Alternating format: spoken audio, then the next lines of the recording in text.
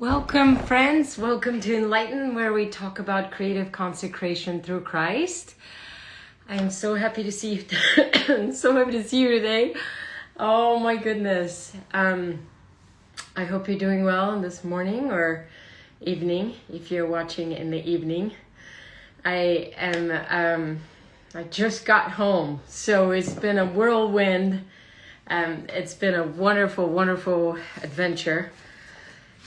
Coming from Utah, from Provo, Utah. Our son graduated there, so we had a wonderful gathering with our children, and it was our daughter Sky's 18th birthday, so it was really fun to have to be together as a family. And we went for just a day and a little bit to Antelope Island, and it was amazing. I don't know if you are from Utah, if you've been to Antelope Island. It is just absolutely an incredible place that I was like blown away. So it felt like you're in Scotland, or like, I don't know, just some island, Scotland, some European a beautiful place. And I just really, really enjoyed that. And it was so fun, so fun. So many things I will share too, that it was just so fun to see God's beauty in people's lives, in people's eyes, in the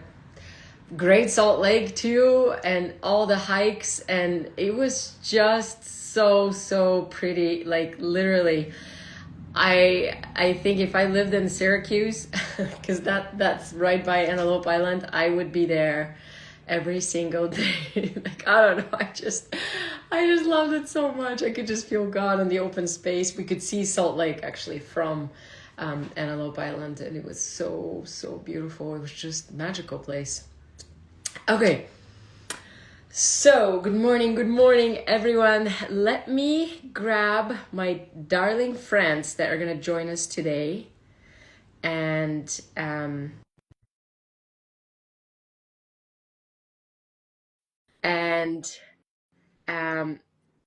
we tried this yesterday. We did a little test, so let's hope. Hey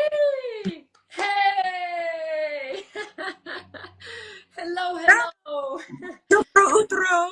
Dobro utro. Yes.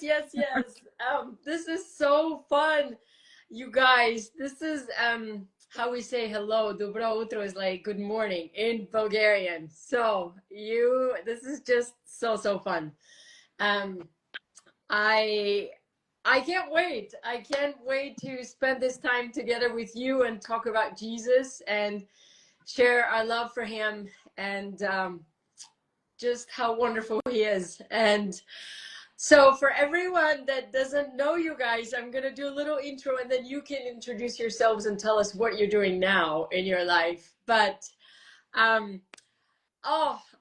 don't know, my heart is just so full this morning, because you guys, these are like my missionaries that taught me. These are my missionaries from Bulgaria. And so I just can't even, like, seriously, I was just thinking this morning, is this like true? How awesome is this? It's like the Alma 17 reunion, you know?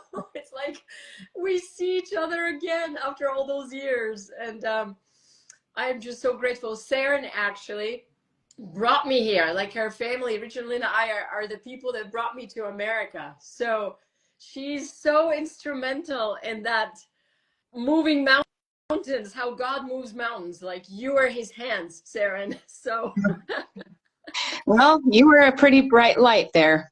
It was pretty hard to ignore that light and not just try and be very involved in helping you in any way that I could. oh, just like forever grateful that you didn't say no to that Bulgarian call, because it's just, what Bulgaria?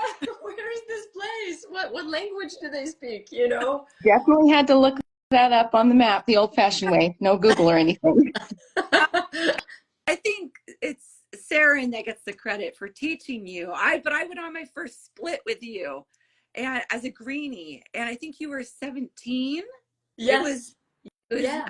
93, and I was just so relieved to be out with a Bulgarian who spoke English.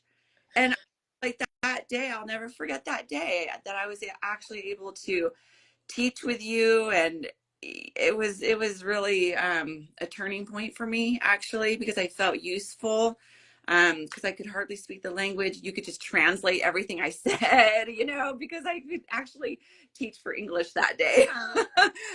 Half Bulgarian, half English, and I felt like I was actually useful that day, and it really affected me to be able to actually teach the gospel.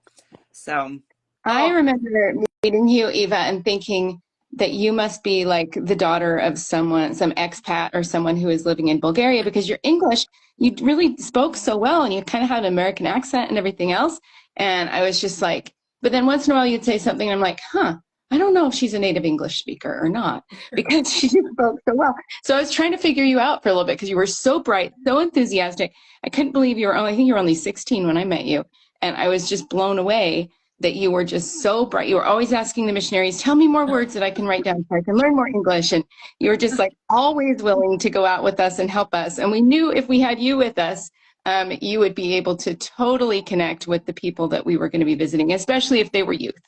So it was oh, just like amazing to have someone like you were in my very first area, and just to have someone who was just like, boom, right there all the time, willing to help and bringing the light, bringing the truth. And I could talk to you in English, which was super awesome bonus.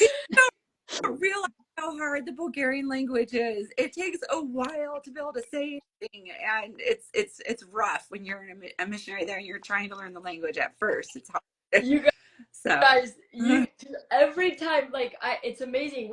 We're like family, like literally, like just those moments we shared together are just like, even if we don't see each other all the time or talk to each other all the time, we're just like bound. Like it's just a bond that we've created, that you just coming to this unknown land and bringing light, like little sunshines, like literally bringing light to this land of oppression and of darkness and no possibility. And you just came and you embraced us and loved us and taught us, and it's just so incredible. It just gives me goosebumps to think that you would sacrifice your life and you would come and you would find people to teach about Jesus, the greatest light in the world. So I am like forever grateful that you didn't just think selfishly and thought, no, I'm gonna go share that light, I'm gonna go help, I'm gonna go through these really hard times. Bulgarian mission is not an easy mission. Any mission is not an easy mission, but Bulgaria was extra hard. I feel Oh, like.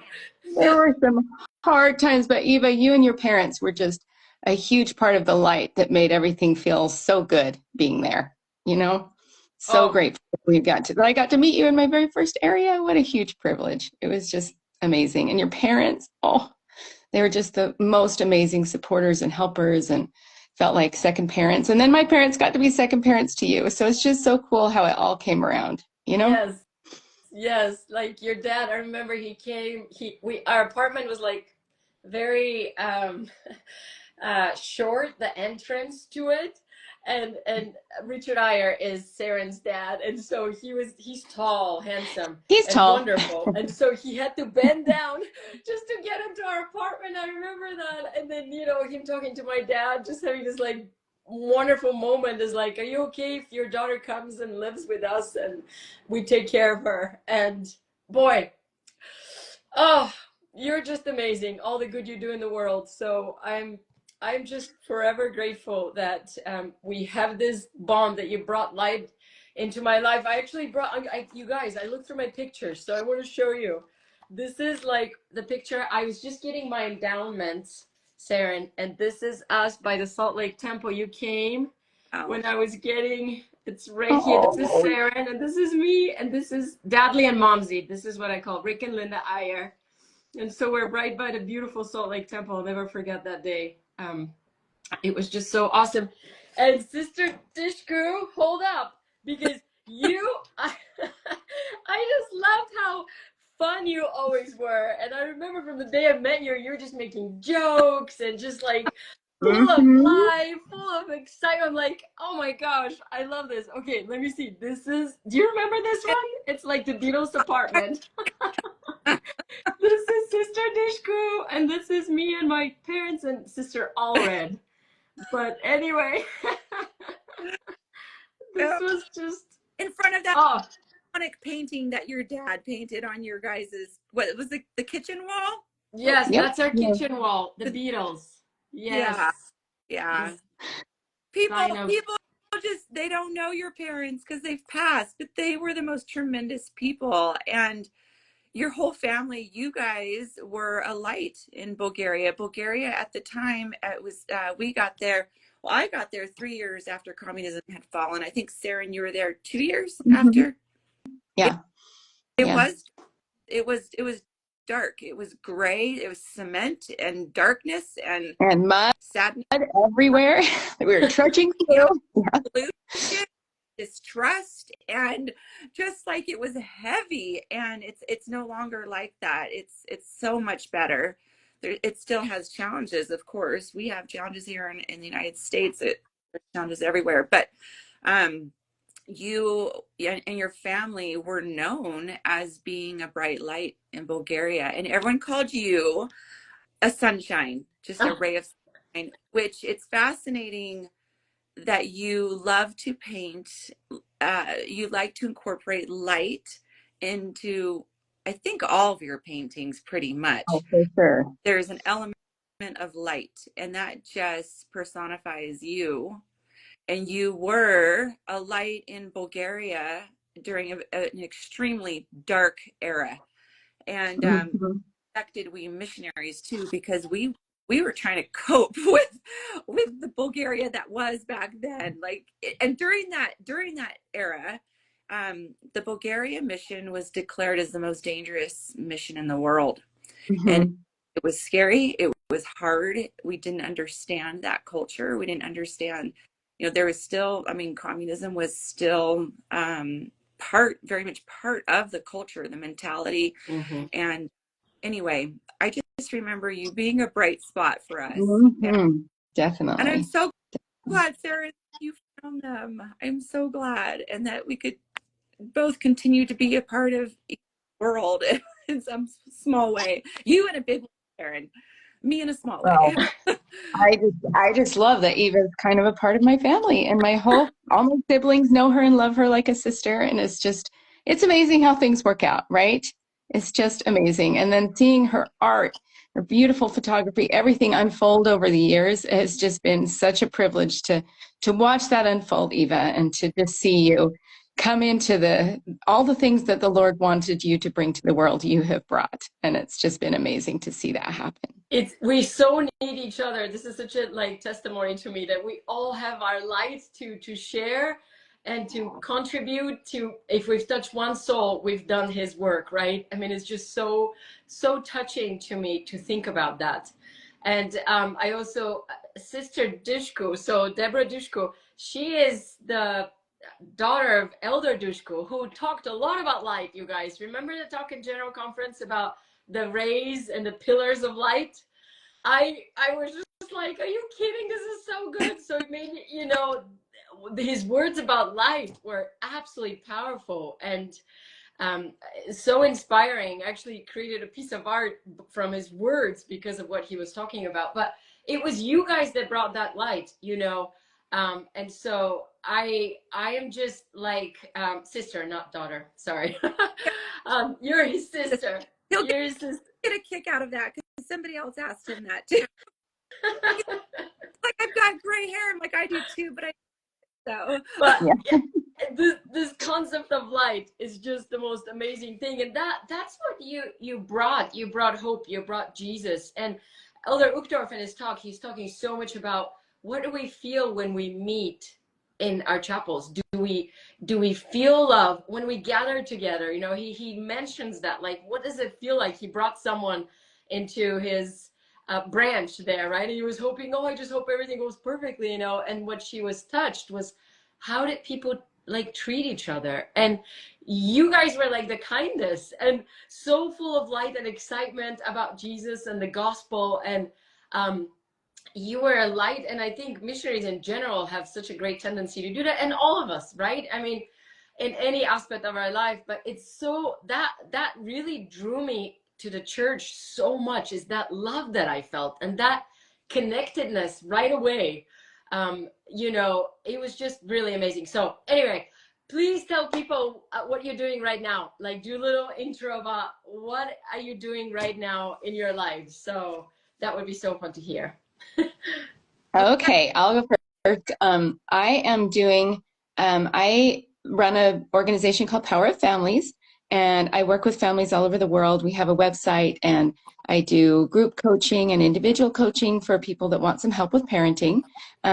So that's been something I've been doing for about 15 years. I also work a lot in my community. I've worked with United Way for many years, helping to run some of their programs for children and families and trying to help, really underprivileged families to get some of the supports that they need in order to do better and help kids struggling in schools to get some of the extra support that they need in order to do better. So that's kind of what I'm doing right now. I have 5 kids. They're all grown up, so now I can focus on some other things during my days, but I'm still very involved in all of their lives. Adult kids, I'm sure Deborah can also attest, adult kids need a lot of help. Yeah, and Eva, you're right there at the adult kid stage too. Doesn't matter how old they are, they still need their moms. So I'm still very involved in all those kinds of things too. I just got back from Boston visiting my daughter and son-in-law. I mean, my son and daughter-in-law who are living there now, and wished I could have visited you, Eva. We happen to be exact opposite. How did we not plan better? Just turned out that way. But anyway, so those are some of the things that I'm doing right now in my life, and lots of time just working with families and trying to help people have the supports that they need in order to be the best that they can be and feel the light and joy of families and parenting, because sometimes that can feel kind of dark. So I'm trying to help with that. Amazing. She's good at what she does. So if you're struggling with your parenting, you need to call her. Thanks. Appreciate that. Oh, that's so true. And I mean, all the books your parents have written too, they're all about families and connecting and loving and traditions. And I live with you guys, so this wasn't just something you write in a book. It's actually you lived it. So it was really Exactly. they really live what they preach. Is that how that goes? Yep. The saying, you know? Practice what you preach. Yes, Yep, absolutely. And my amen. parents are amazing. I mean, pretty much all the ideas that I offer are just, taking off from the wonderful things that I learned from them and all their awesome books and all their awesome parenting presentations. So the apple doesn't fall too far from the tree. Kind of felt the need to take that torch in my own direction and help families. So that's what I do. Incredible. Well, okay, so I guess I'm up. So I have 5 kids as well.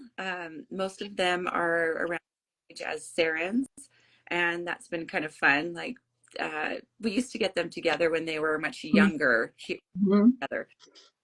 But yeah, they've grown up. My youngest is graduating from high school next month. We're almost in May. And yeah, I've kept strong ties with Bulgaria. A former mission companion of mine, Heidi Brown, and I co-founded One Heart Bulgaria. And Saren has actually she served as a board member, and she and her family have also been instrumental in helping us build the foundation for that organization. And that was 22 years ago. And so Has it been that long? What? Okay. Wow. 2 years, yeah.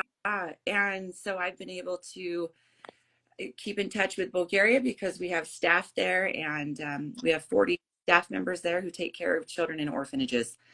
And so I get to go back every year. Occasionally, it'll be twice a year, and I have meetings there and visit the children and work with the staff. And anyway, it's been a tremendous mission. My mission never ended. The Lord, he has plans for us. He does orchestrate certain things in our lives. And, when I was on my mission in Bulgaria, there weren't very many in the church. There were 6 people that I taught who joined the church, and the first 5, or maybe there was 7. Wait a second. There were 7 people. The first 5 came from my very first area that I hadn't even worked with them until Sister Revel had worked with them mostly, and so I kind of came in on the tail end, and so it was very difficult to find people who truly you go through the whole process and become members. And so, but and that was always painful for me, but I think that a big part of my mission was returning and helping the orphans. And so you never know how your mission will affect you. Look at our friendship, and you stay in touch with your former mission companions. Anyway, it's just, a mission is about so much more than what you do on your mission. It will change you for the rest of your life. Absolutely. Yes. I have two sons on missions right now, in Guatemala and Mexico City. And it's interesting because definitely things are really hard, and I'm reliving a lot of my own mission as I help them through some hard things. But that's one of the main things I keep telling them, Deborah, is just like, this is just one part of your mission. It's going to be your whole life that you're connected to people, and that you'll go back to Mexico and you'll go back to Guatemala. And, it doesn't work out that way for everyone, but your heart stays connected. And there are so many ways you can use your language and use your skills and learn everything you get from your mission that makes such a big difference in other people's lives way into the future. Even if it's not specifically with that country you served, you're going to use everything you got from your mission.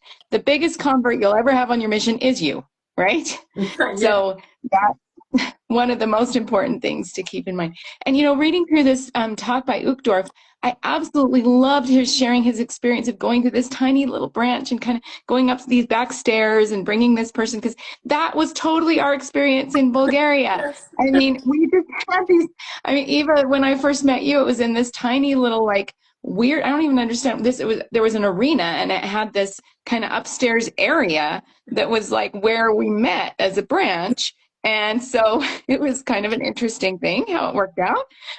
But yeah, we, met in this random little place. And I remember walking in, and there's just sort of some chairs set up. And in another area, we met in a place that was actually a bar. So there was kind of a cartoonish image of like a woman there on the back that was not fully clothed. So that was an awesome place to meet for church. But, we just met wherever we could. We had no chapels.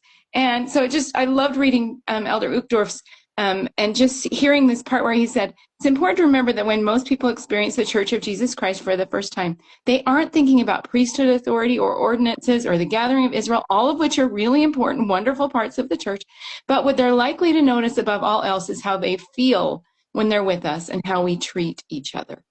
And I just love that concept, that that's what it's really all about, is when people come into the church, certainly the teachings, and I'm a logically minded person. I like to think about how things make sense, and the gospel is really logical to me. But the most that people are going to feel when they walk in the first time is going to be, and that sense of discipleship, and that sense of almost like a little mini family reunion every week where we get together with people that we love and we're helping them. And there's this diverse group. And I remember in Bulgaria having these such a wide variety of people. We got the old babas, and we've got the youth that are all excited, but from different things, and trying to meld those youth together when they're not necessarily like each other in many ways. And seeing all the people that were just so new to like singing the hymns, that was challenging. We didn't have anyone playing the piano. And it was just, I remember bringing people to church and thinking, just like Elder Uchtdorf did, like, okay, this person's standing up and bearing their testimony. I'm maybe going to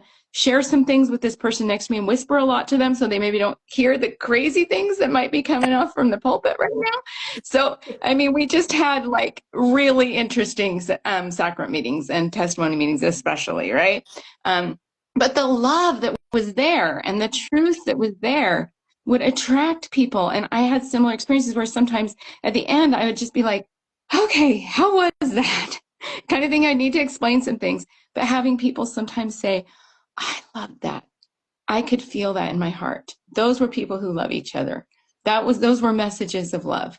And ultimately, that is what the gospel is all about. That is what Jesus is all about.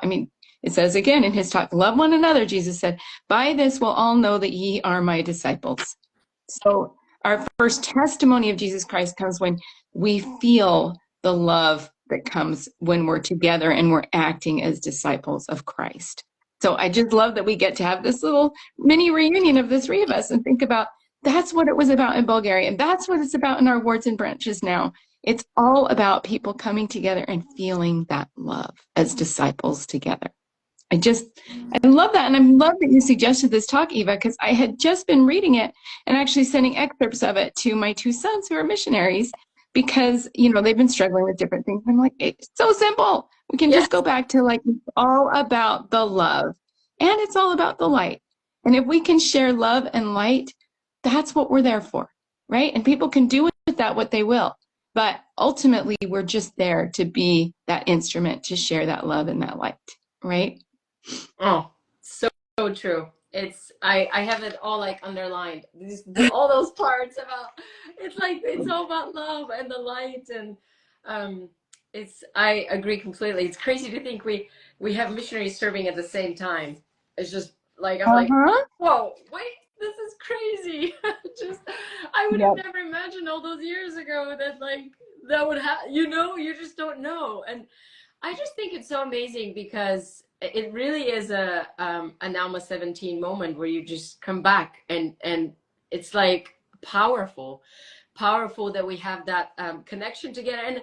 And it also is so amazing to me. I chose this piece because this was someone that was trying to see God, right? This is the story of Zacchaeus, and it's one of my favorite stories. And I just thought how interesting, and I'd love to hear also what your thoughts might be on this as well.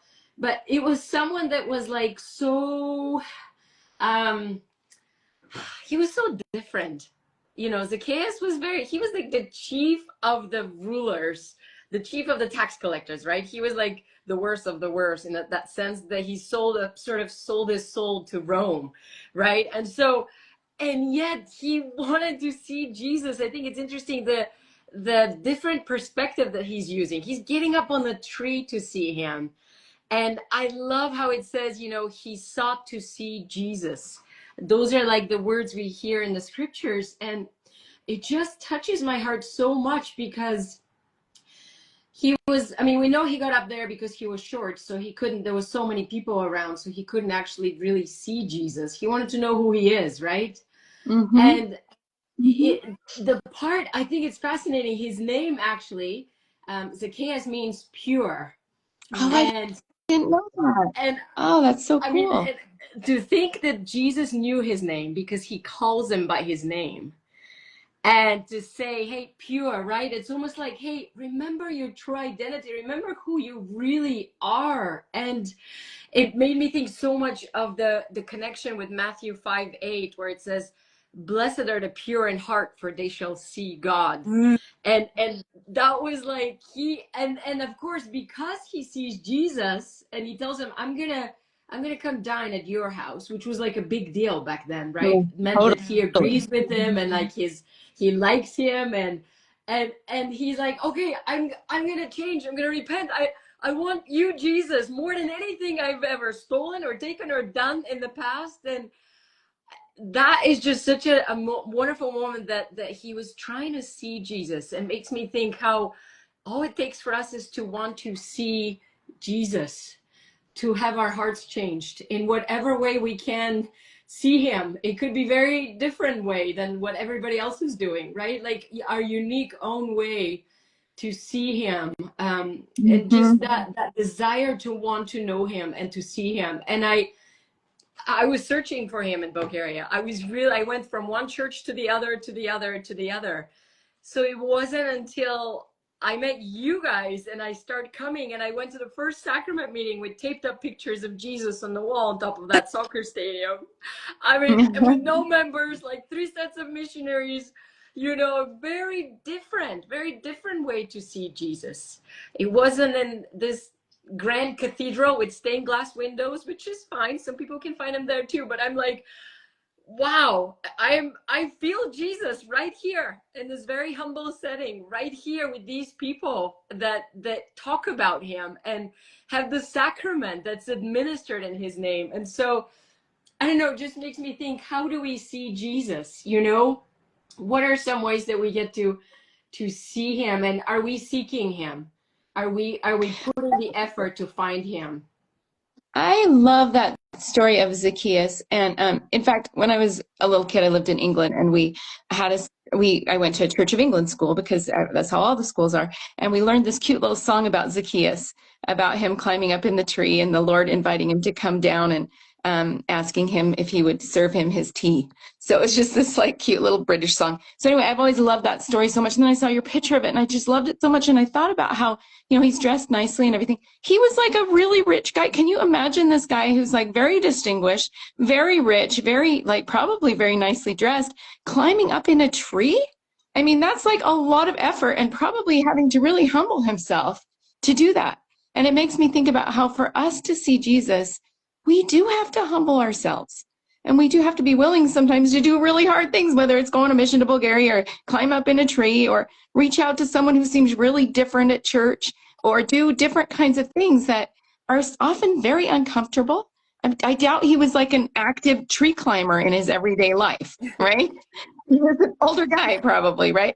And I don't think tax collectors were frequently climbing trees. So it's probably hard physically and hard, he had to have a lot of humility to decide to climb up a tree so that he could really see Jesus. And so it makes me think, what am I doing in my life that is hard and uncomfortable and challenging that helps me to see Jesus better? I just love that image that you did, Eva, because it just brought all that to my mind. It is really beautiful. It's a really beautiful art. And you know what? When Eva was searching for churches and searching for God, people don't understand that back then it was zabraneno. It was forbidden. Before during just a few years earlier, their churches were closed. They were not allowed to bring Christmas, Easter, as, as a religious holiday. I mean, they were forbidden to worship. And so it's really incredible that you, after communism had fallen, you were on the hunt for Christ and for truth and for God. And so your background plays into your work so much, and I see that, and I think it's beautiful. Yes, we do have to search for Jesus, but actually, he's not far though. He's just like he's always. It's just a matter of choosing to seek him, and it's all about Jesus. And so when you entered into those these awful little buildings that we would meet in for church, it was about the Spirit of Christ. And Christ does come. He comes to us when we want him, when we sincerely want to have a relationship with him. He's right there. He's waiting. He's trying to send us messages of love all the time. And it really is up to us to receive those messages of love and also to seek him out. He's seeking us. We have to seek him back. I love that. That's so true. And I love what you said too, Sarah, and it's so beautiful. We actually know that he runs to the tree too. And he climbs the tree, like you said, it's so true. It must have not been comfortable. And the humility part, I think it's so important to humble ourselves, to know that God knows it better, that he sees the big picture. He knows it all. And just wow, what beautiful thoughts of really us coming to him in whatever way we can, to see him, to see him and to feel his love. And I'm just blown away, like you said, that he's so close too. He's not far away. He's only a thought away, where he can really transform and change our lives. And I think that's so cute. I like this comment. Are we running to the tomb to find him? I know, like Mary, right? There's a lot of running in the scriptures. You have David that runs to meet Goliath too. I like that idea that he's like, I'm not afraid. Well, he was probably afraid, but he was courageous. So even though he was afraid, he was like, God's on my side. He's going to help me. So he runs to face his Goliath, and symbolic, like in our life sometimes, that we can also not be afraid but have courage because God is with us. As long as we keep close to him, you know, like everything changes. This was, I also really like what he said. I mean, talking about real and ideal, that was a really, really important part, which was so cool. In fact, he did a devotional, Uchtdorf did a devotional at BYU. So our son Ian was texting me after. He's like, Mom, that was so good. You know, he talked all about the real and the ideal. And just saying like, we're not perfect. We're all work in progress. That was like such a comforting thought in my heart. And we're each a work in progress, where we all rely on the Spirit of the Savior for any progress we make. I love that so much. It's true for us as individuals. It's true for the kingdom of God on the earth. And he says, can a book or a church or a person have faults and mistakes and still be the work of God? And I love when he says, my answer is resounding yes. It's just, oh. Absolutely. I mean, we are in a church full of human beings and everyone's making mistakes. And the Lord has really high standards and the gospel is beautiful and there's so much perfection in the truth that we are taught. But there's also so much imperfection in us. We're just people and we just mess up. And I love how pretty much every single session of General Conference, if you look carefully back through, one of our leaders will make a mention of like, we're not perfect. And we're going to sometimes say things that are not right. We're just doing our very best. We're looking through a glass darkly. We have amazing, amazing leaders, but they are always the first to say, if there are faults, just like it says on the title page of the Book of Mormon, if there are faults, they are the faults of men.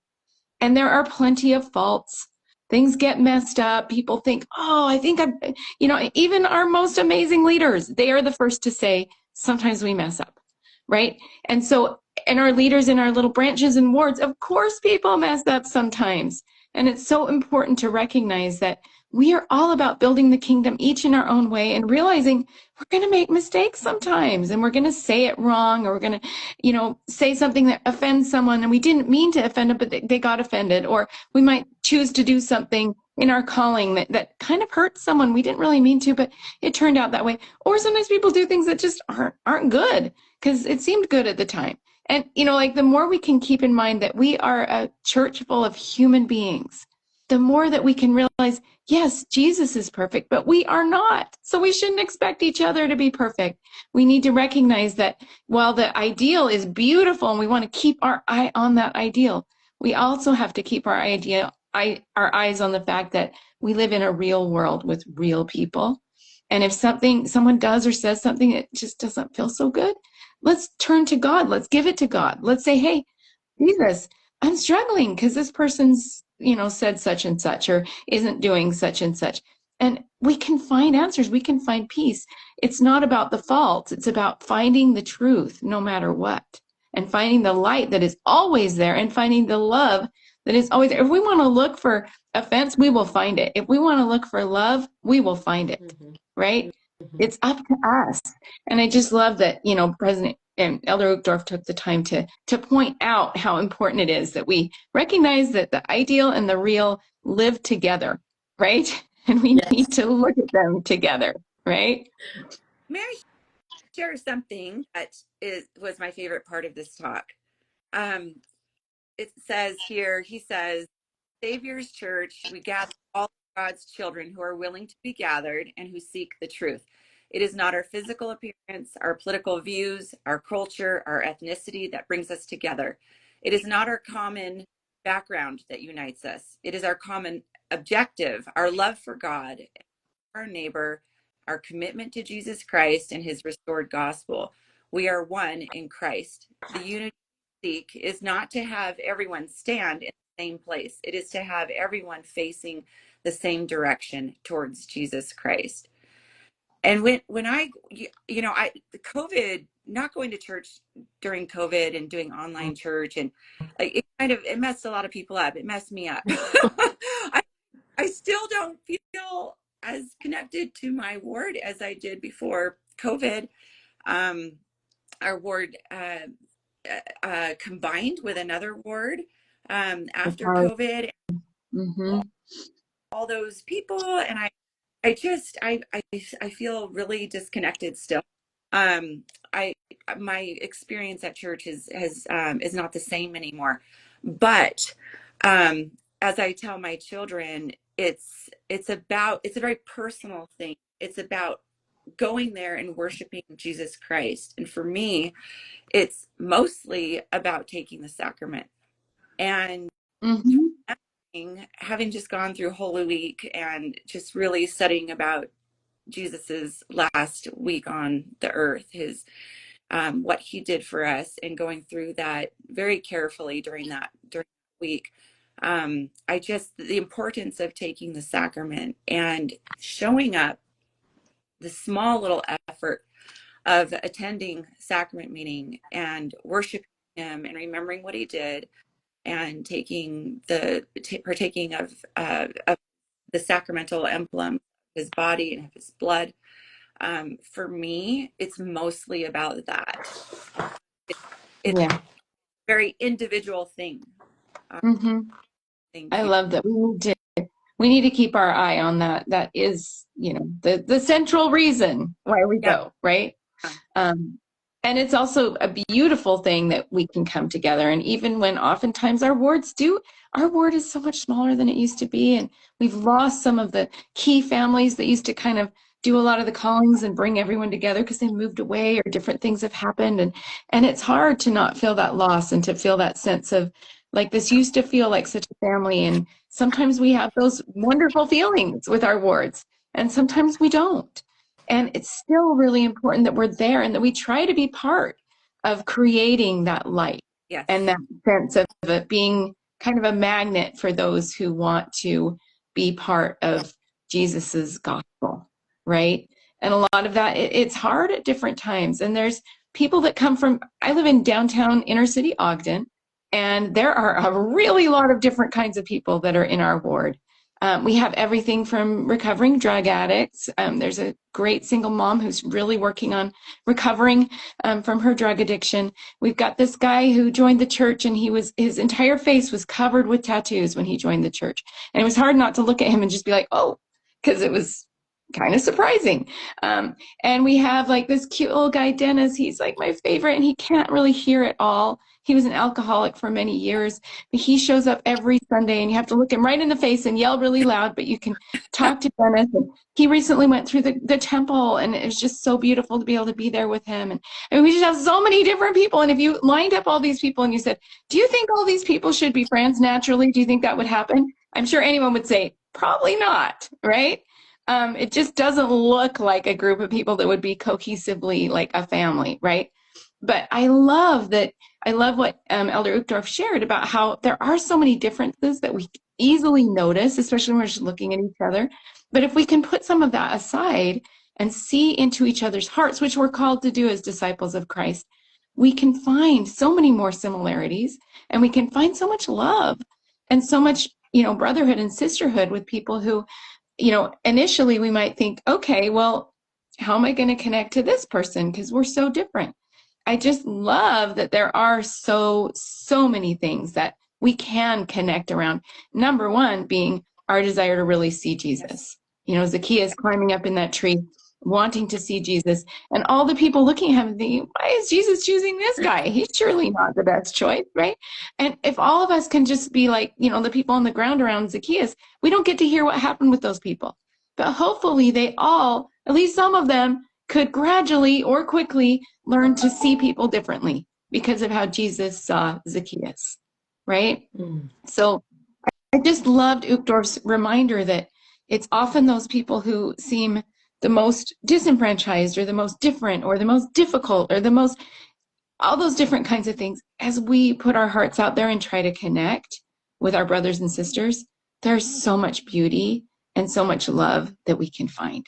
It's not always easy, right? But it's so important that we put ourselves out there and do that. I love that he says, we gather all of God's children who are willing to be gathered and who want the truth. It's not our physical appearance, our political views, our culture, or our ethnicity that brings us together. It's that common background, right? So like you're saying, Eva, it's like looking towards and together in the same direction, at least trying to, right? Mm-hmm. What it's all about when we come together and try to be disciples of Christ. You know what, Sarah?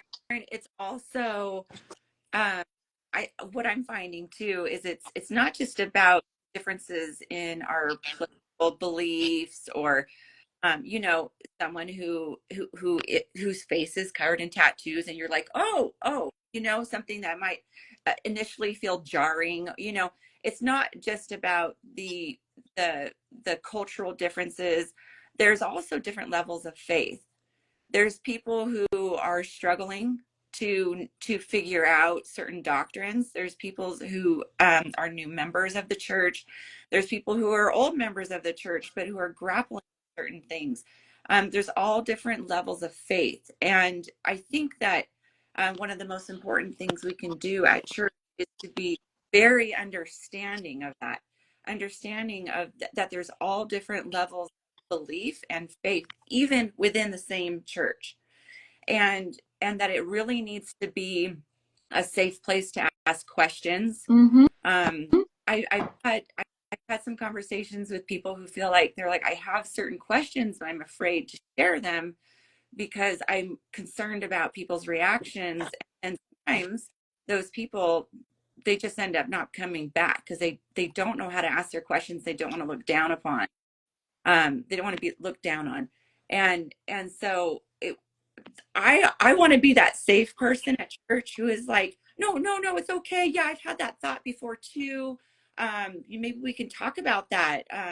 You know, this is what I learned when I was exploring that doctrine, or when I was confused about that, or this didn't make sense to me. I'm happy to talk with you about that, or just even Mm-hmm. passionate and understanding, because otherwise we end up isolating people, right? We end up Mm-hmm. saying, oh, believe in Christ, but you got to believe in him in this way and in this manner, and very repelling to people. And so if we're true Christians, we've got to make room for different levels of faith as well, not just different cultures and you know, different political beliefs on either extreme, etc., right? So, Mm-hmm. and that, Absolutely. oh, I just wanted to add that, Eva, so your painting, that your piece that you created in response to my brother's talk with the rays of light. I remember we had this conversation back and forth about, because there's the woman is holding a box, and do you have that on you on hand? I should have.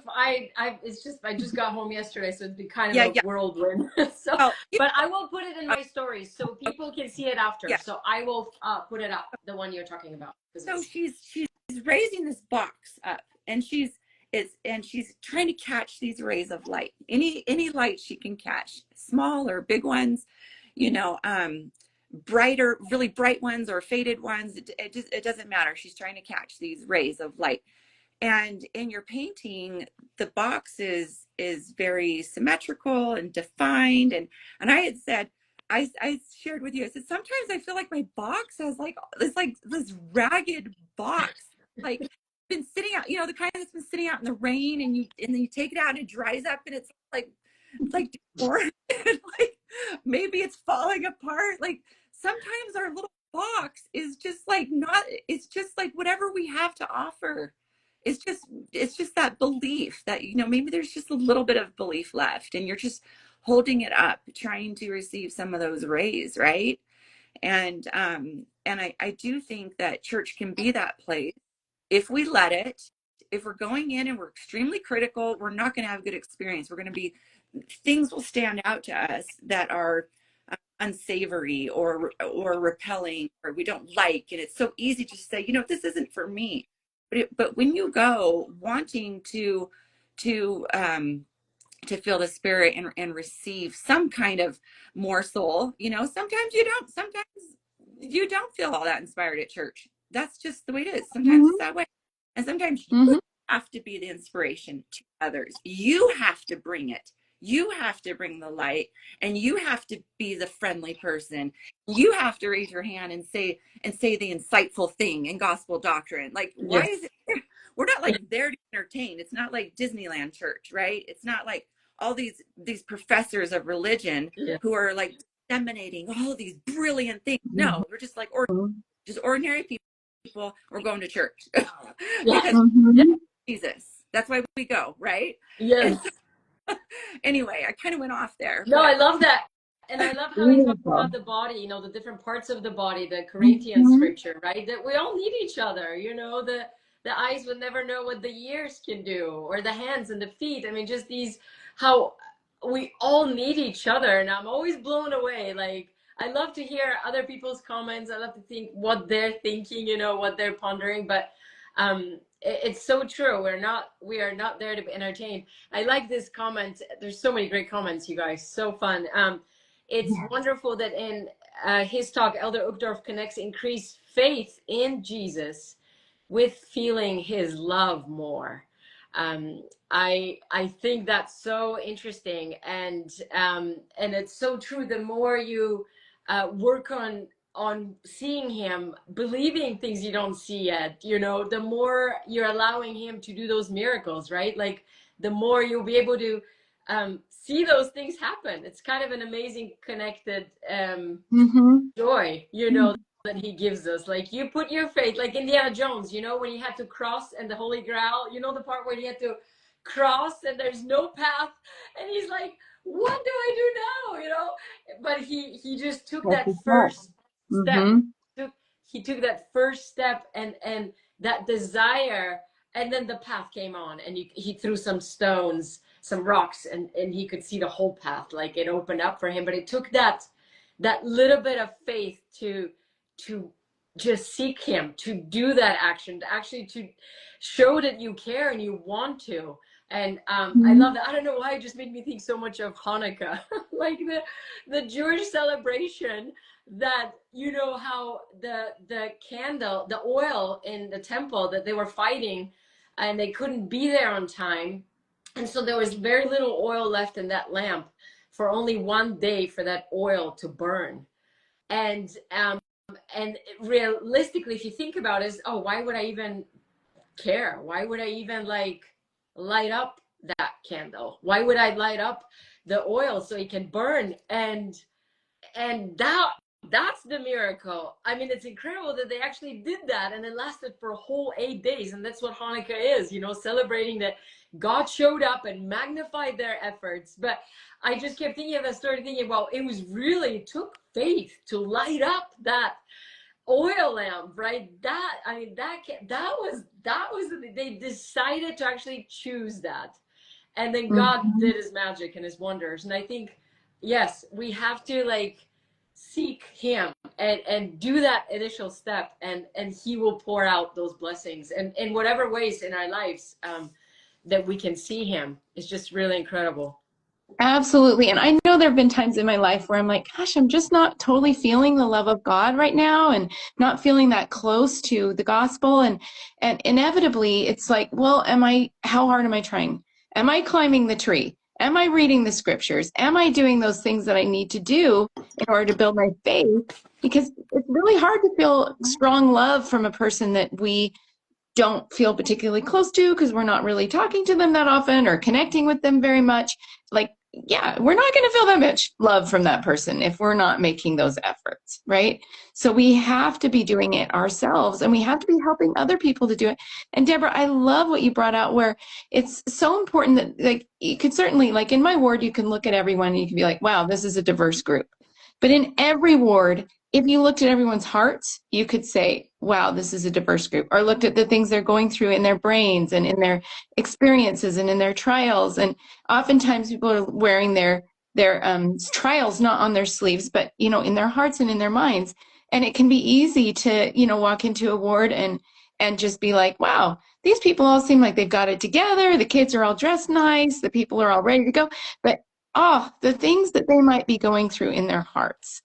And if we can just assume that everyone is always doing their best, it changes the way that we can feel towards people, right? Mhm. I just noticed this great comment. Someone put a book by Oprah called What Happened to You that can help you feel so much more love. I think if we can just have that simple phrase like, what happened to you? And where are you coming from? And how are you doing your best? And like those kinds of things, like every person is going through something. And if we treated every person at church or at the grocery store or in our neighborhood as someone who is going through something really hard, because they are.